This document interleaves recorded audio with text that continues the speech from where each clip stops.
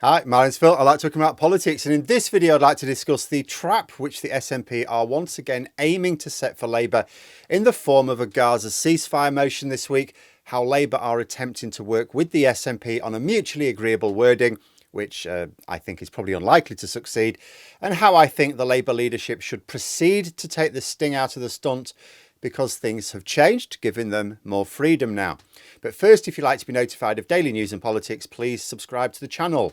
So the SNP are once again laying a motion before Parliament when it returns from recess, calling for an immediate ceasefire in Gaza. Now, the reason they're doing so, I believe, is because they are desperately trying to hold off Labour in Scotland. If Labour produce a strong showing in the Westminster general election coming up, it could generate momentum for the next Holyrood elections, especially if the National Labour government starts delivering obvious benefits to the people of Scotland before those elections. The SNP can't really attack Labour policies because the only place Labour in government are in Wales, and it's not in the SNP's interest to attack the Welsh government. So their only ace card is to expose disunity within Labour by trying to engineer a rebellion. And for those who insist the SNP they're not doing this as a political stunt, Phil. He's too cynical. Consider the following. First, Stephen Flynn, leader of the SNP in Westminster, has written to Labour backbenchers urging them to support the motion. Okay. Where are the reports of letters to MPs of other parties, including the Conservatives? Oh, he's not sent those? How interesting. Second, still up in the air, but the political situation is as follows. Much has changed since last autumn. At that time, the UK government were working with international partners to try to persuade Israel in particular to ensure those fleeing the conflict were safe and that they could access humanitarian aid. In that, they needed to be able to work with the Israeli government. Since then, the Israeli government has stated that anyone in Gaza is a target, including Palestinian children. Netanyahu has openly defied the US president, and Hamas has ruled out agreeing to a ceasefire. So they all clearly think they've got enough support to hold their positions indefinitely now. Netanyahu wants his forever war so that he can avoid prison. Hamas just wants to obliterate Israel, so neither of them at the moment are budging.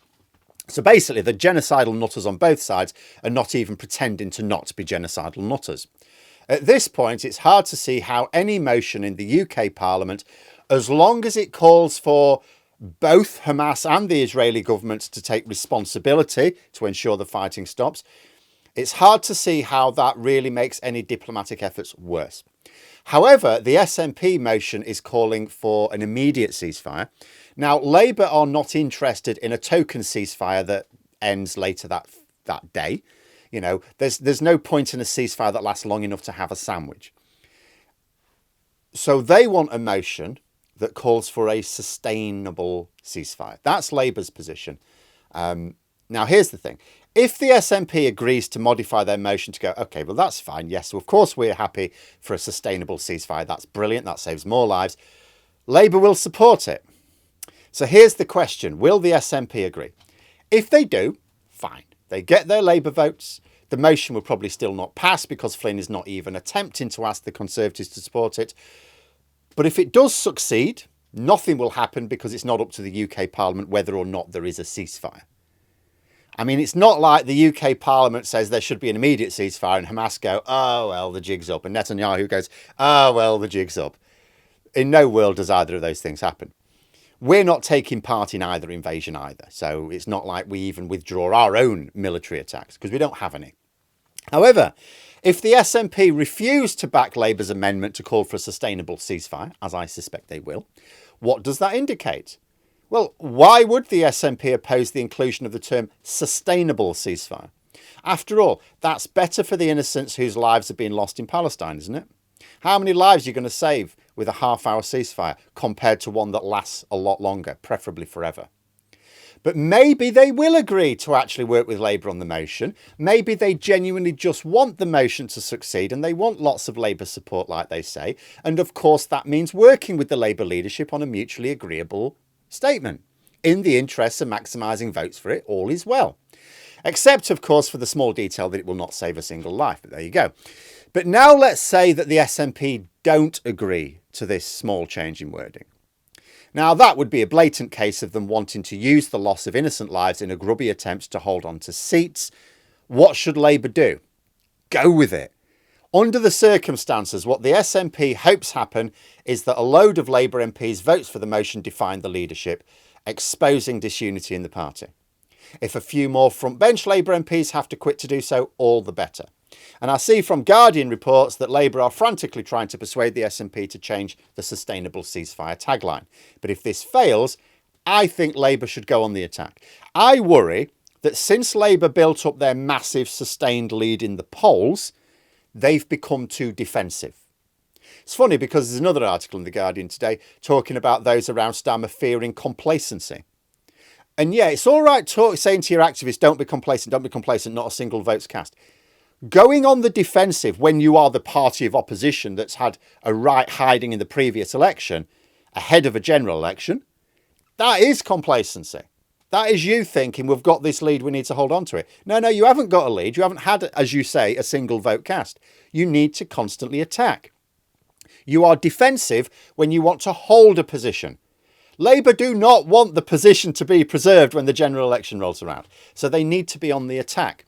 And this SNP motion allows them to do just that. If the SNP won't support a sustainable ceasefire statement in the motion, turn the tables on them. Say, look, Labour wants a sustainable ceasefire and we're eager to support such a motion with the SNP and other parties. We would like this to be a cross-party effort in order to make that officially clear. However, the SNP seem more interested in a ceasefire which lasts for half an hour, as long as it happens tomorrow, rather than one which will save the lives of many more innocent men, women and children in Gaza. However, as Hamas have made it clear they will not agree to any ceasefire under any circumstances, not least the fact that some Scots decides to call for one, and so the motion is ultimately childishly meaningless, the Labour leadership can give their own MPs a free vote. That would be entirely justifiable. There's no contradiction with their position last autumn because things have fundamentally changed, and it actually highlights the political stunt which is at the heart of the motion. That is what I would do.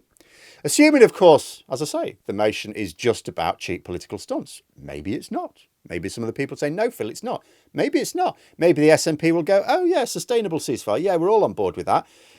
And without throwing anything else in there to block Labour support, like removing the need for Hamas to do anything, and it'll all be fine. But there we are. Those are my thoughts. Let me know yours in the comments below. Hope you found the video interesting. If you did, please click the like button. And if you'd like to support the channel further, the join button for memberships. And until next time, I'll see you later.